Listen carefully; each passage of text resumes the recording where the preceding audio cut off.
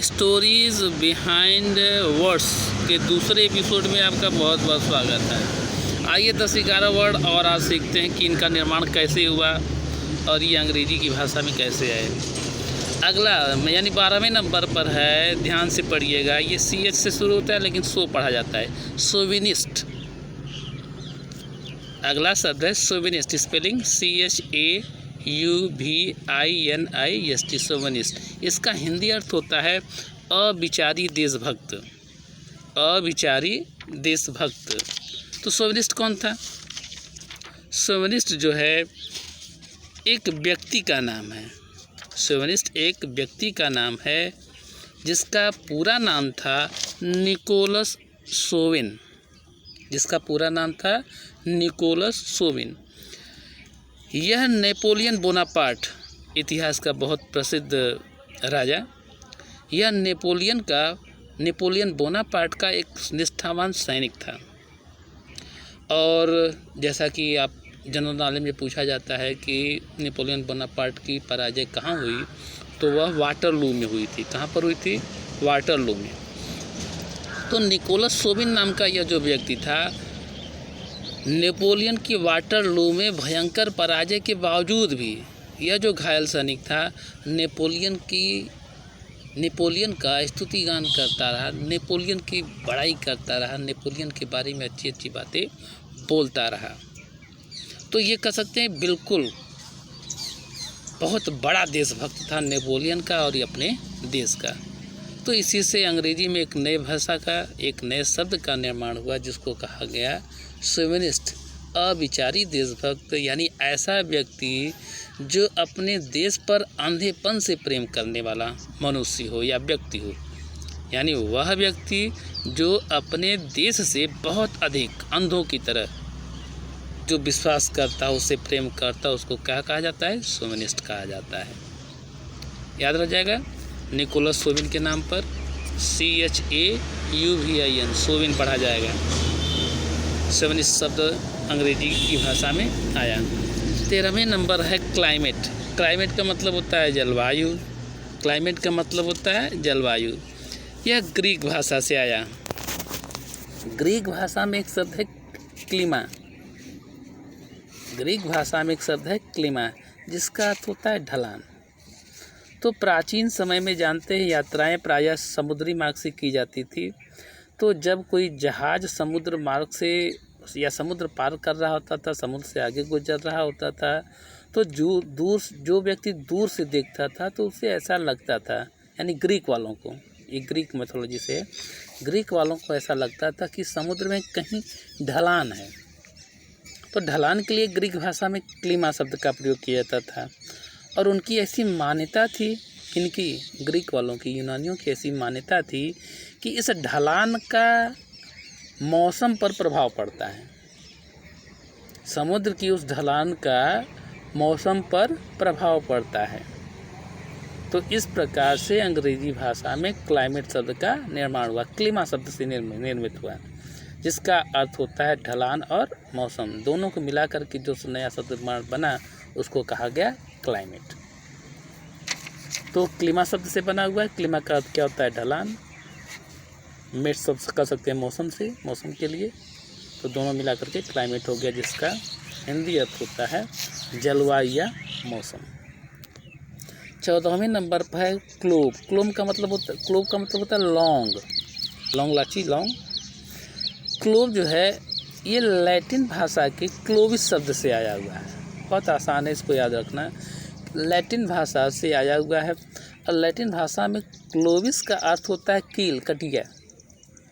तो आप अगर ध्यान से देखें तो कटिए का आकार और लौंग का आकार बिल्कुल एक दूसरे से मिलता जुलता है। तो किसी व्यक्ति ने उस लौंग को क्लोविस शब्द से डिनोट कर दिया, बता दिया, पुकार दिया, और फिर इसी प्रकार से आगे चल कर के अंग्रेजी में क्लोविस शब्द, जो इसका हिंदी अर्थ होता है कील, उसी से क्लोव शब्द का निर्माण हुआ, जिसका हिंदी अर्थ हो जाता है लौंग। आगे बढ़ते हैं। 15वें नंबर पर है कामरेड। कामरेड का अर्थ होता है साथी, मित्र या सहयोगी। यह लैटिन भाषा से बना हुआ है। लैटिन भाषा में एक शब्द है कैमरा या कामेरा। कमरा होता है कमरा। ये इसी रूप में थोड़ा सा परिवर्तित होकर के स्पेनिश भाषा में CAMAR के रूप में चला गया, कामरा के रूप में चला गया। और इसी से कामराडा या कामराडा CAMARADA शब्द का निर्माण हुआ, और जिसका हिंदी अर्थ हो जाता है एक ही कमरे में निवास करने वाले लोग या एक ही कमरे में रहने वाले लोग। क्या शब्द बना? कामराडा। क्या बना? कामराडा, जिसका हिंदी अर्थ होता है एक ही कमरे में रहने वाले लोग। अंग्रेजी में एक शब्द और है जिसको कह सकते हैं रूममेट। तो आगे चल करके ही कामराडा से किस शब्द का निर्माण हुआ? कामरेड शब्द का निर्माण हुआ, या से कामरेड शब्द प्राप्त हुआ, जिसका हिंदी अर्थ होता है साथी, मित्र या सहयोगी। तो कह सकते हैं लैटिन और स्पेनिश दोनों के अपभ्रंश से निर्माण हुआ कामरेड शब्द का। आइए 16वें नंबर पर है डायनासोर। आसान है इनको याद रखना है। डायनासोर सुनते होंगे या सुने होंगे डायनासोर। ये ग्रीक भाषा से आया हुआ है। डायनासोर ग्रीक शब्द है। ग्रीक में डायनोस का अर्थ होता है बेहद डरावना। ग्रीक भाषा में डायनोस का अर्थ होता है डराना, भयावह, जिसको देख करके बहुत ज़्यादा डर लगे। और सोस का अर्थ होता है गिरगिट। तो डायनासोर क्या था? गिरगिट की तरह ही एक विशालकाय, बहुत ही भयानक, बहुत ही डरावना जीव था। तो दोनों के मिश्रण से बना डायनासोर, यानी बहुत ही डरावना गिरगिट। 17वें नंबर पर है डिजास्टर। 17वें नंबर पर है डिजास्टर, जिसका हिंदी अर्थ होता है संकट या विपत्ति। यह ग्रीक यूनानी भाषा से बना है। ग्रीक भाषा में एस्टर शब्द का अर्थ होता है तारा। ग्रीक भाषा में एस्टर का हिंदी अर्थ क्या होता है? तारा। और डिस जानते हैं, अभी अब इसके पहले चैप्टर खत्म हुआ है, प्रीफिक्स सफिक्स है। ये प्रीफिक्स है जो विरुद्ध, विपरीत दर्शाने वाला प्रत्यय है ना। अति प्राचीन समय में लोग तारे को देवता के रूप में मानते थे। सूर्य देवता मानते थे, चंद्रमा को देवता मानते थे, पृथ्वी को, वायु को, अग्नि को। तो उसी प्रकार से तारे को देवता मानते थे। और जब इसके विरुद्ध कोई कार्य, इसके विरुद्ध अगर कोई कार्य हो जाता था तो विरुद्ध मतलब तो डिजास्टर हो जाता था। इसका मतलब हो जाता था संकट, यानी देवताओं के इच्छाओं के विरुद्ध यदि कोई कार्य हुआ तो उसका प्रभाव क्या होगा कि हम पर या किसी पर या वे लोग जो ऐसा करेंगे उन पर क्या आएगा? डिजास्टर आ जाएगा, यानी संकट या विपदा आ जाएगी। तो इस प्रकार से डिजास्टर शब्द अस्तित्व में आया है। एस्टर शब्द का मतलब तारा, ये ग्रीक भाषा का शब्द है, जिस उसका विलोम है। तो तारे के विरुद्ध, यानी तारा देवता के या तारे रूपी देवता के विरुद्ध कुछ होने पर या करने पर विपत्ति आ जाएगी। इससे एक नए शब्द का निर्माण हो गया डिजास्टर, जिसका हिंदी अर्थ होता है विपत्ति। इसी प्रकार से इसी से मिलता जुलता शब्द है डिस्काउंट, छूट या रियायत। हम कोई वस्तु खरीदे जाते हैं, हमें पता चलता है 10%, 20%, 40% छूट है। तो ये दो शब्द से बना है। जैसा कि काउंट शब्द है, काउंट का मतलब क्या होता है? गिनना। और डिस मतलब उल्टा या विरुद्ध। तो अगर किसी जैसे कहा जाए कि 100 पर 20 की छूट है, यानी 20% की छूट है, तो 20% का मतलब ठीक उल्टा ना। काउंट करना है, गिनती करना है, कैसे? डिस विपरीत, उसको उल्टा, यानी 100 पे 20% की छूट, यानी 100, 99, 98, 97, 20 तक आएंगे तो आएगा किस पर? 80 पर। 80 रुपये हम अदा करते हैं उस वस्तु को खरीदने में, 20 रुपये के में छूट मिलती है। तो इस प्रकार से डिस्काउंट शब्द का अंग्रेजी में आविर्भाव हुआ। अगला शब्द है डिजीज़। ये भी उसी प्रकार से बिल्कुल बना हुआ शब्द है। डिस और ईज से बना हुआ है। डिजीज़ का हिंदी अर्थ क्या होता है? बीमारी। आसान है याद करना स्पेलिंग इसकी। डिस शब्द नकारात्मक या उल्टा या विपरीत अर्थ देने वाला प्रत्यय है। और ईज का मतलब होता है स्वस्थ तथा आराम में होने की स्थिति को हम क्या करते हैं? ईज कहते हैं। और जब ठीक इसका विपरीत हो जाए, जब हम आराम या स्वस्थ की स्थिति में न हो तो हम परेशान हो जाते हैं, बीमारी हो जाती है। तो उसी से बन गया, हमारे पास शब्द मिल गया डिजीज़। डिस और ईज से को मिला करके बना है डिजीज़, यानी बीमारी या अस्वस्थ होना। आगे आइए, एक अगली कहानी है 20वें नंबर पर है इको। इको का हिंदी अर्थ जानते हैं क्या होता है? प्रतिध्वनि। ईगो का हिंदी अर्थ क्या होता है? प्रतिध्वनि।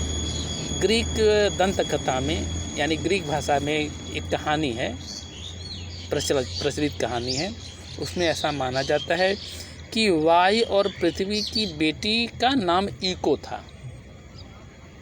यूनानी मैथोलॉजी की बात है कि वायु और पृथ्वी की बेटी का नाम क्या था? इको था। और इको का कार्य क्या था? इको जो आकाश की रानी जिसका नाम हेरा था, उसकी सेविका थी, उसके यहाँ नौकरानी का कार्य करती थी। यानी आकाश की रानी का नाम हेरा था और इको वहाँ पर उसकी सेविका का काम करती थी।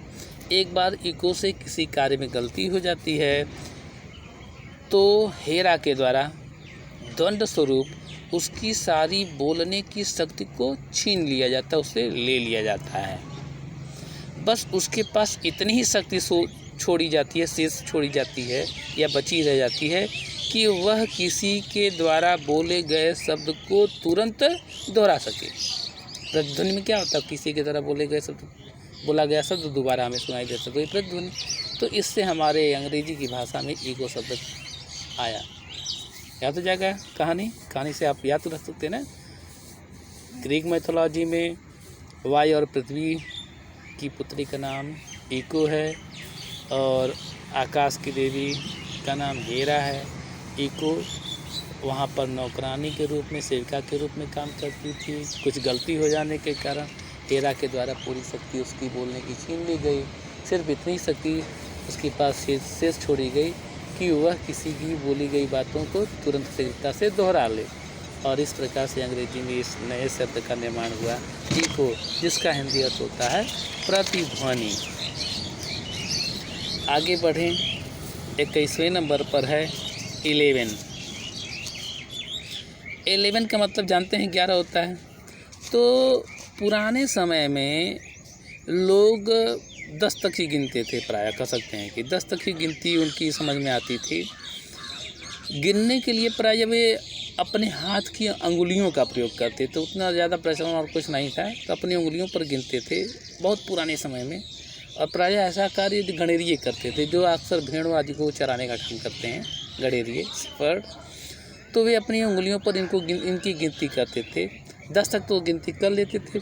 और जब 10 के बाद 11वां नंबर आ जाता था, यानी 10 ख़त्म, तो 11वें नंबर पर जब जो भेड़ बच जाती थी तो उसको वे शब्दों में व्यक्त नहीं कर पाते थे, उनको गिनती करने में उनके सामने समस्या खड़ी हो जाती थी। तो उस 11वें शब्द को इंगित करने के लिए वे कहते थे एंडलियोफेन। वे क्या कहते थे? एंडलियोफेन कहते थे। क्या कहते थे? एंडलियोफेन कहते थे। और जिसका अर्थ होता है कि और एक बची, 10 के बाद और एक बची, यानी 11 हो गई। उसी प्रकार से जब 2 भेड़ें शेष बच जाती थी तो उसको कहते थे कि 12। क्या कहते थे उसको? 12। और जिसका शाब्दिक अर्थ होता है और 2 बची, यानी 10 के बाद 2 और बची।